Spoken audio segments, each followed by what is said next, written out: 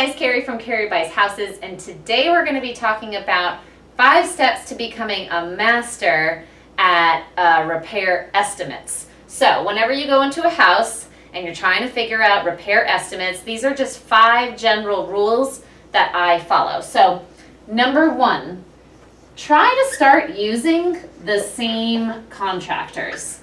Not every contractor is the same when it comes to their price.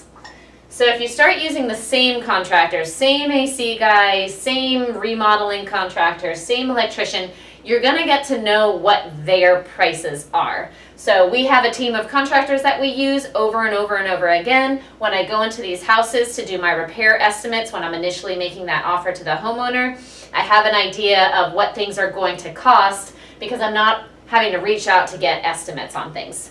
So number 2 is create a list of finishes that you're going to use every time. So for instance, we have a renovation spreadsheet that has all of the light fixtures that we use over and over again, all of the vanities from Home Depot that we use over and over again. We get a lot of things from Amazon because they're cheaper on Amazon than they are at Home Depot. So whenever we go into a house, we know exactly what most of our finishes are going to cost because we're using the same ones over and over and over again, and we have those listed on a spreadsheet.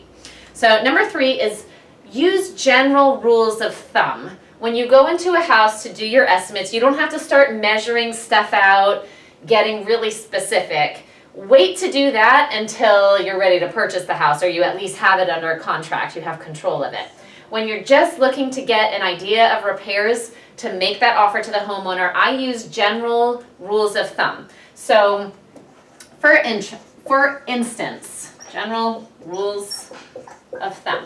So for instance, with my flooring, I know that if I have to put carpet in the bedrooms, depending on if I go with low grade or high grade carpet, it's going to be $1.40 to $1.75 per square foot. So I can easily figure out about how much carpet's going to cost.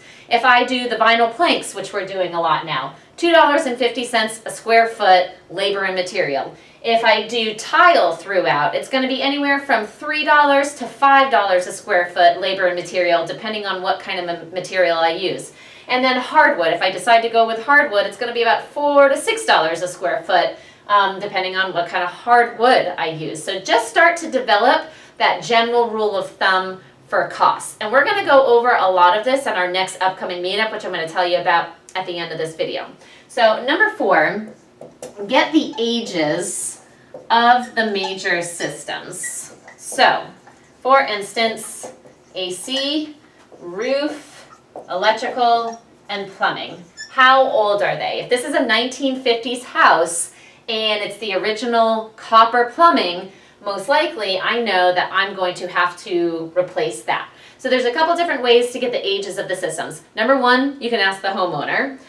Number 2, you can look on the permits, do a permit search for that county to see if at any point in time did they do a permit for a repipe or for a roof or for an AC changeout.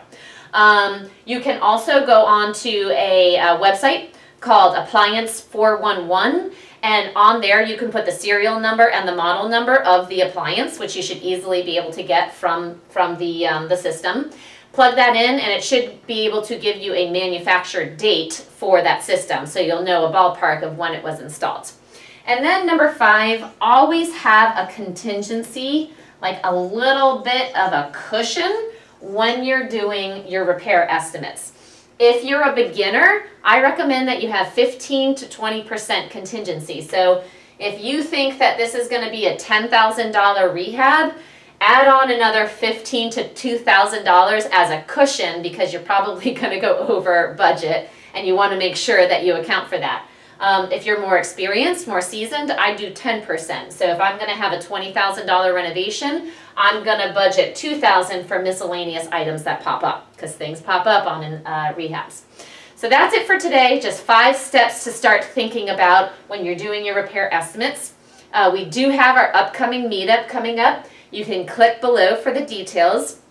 And this month, we're going to be talking about Repair Estimates 101. So if you want to go into more detail about how to start becoming a master at these repair estimates, come on out to our meetup. It's free. Click on the link below for details. We also live stream it, so you can go to our Facebook page, Real Estate Riches Club, like us, and then you can follow us on the live stream there if you're not physically able to come on out. But we give away really cool prizes, so we want you to come on out.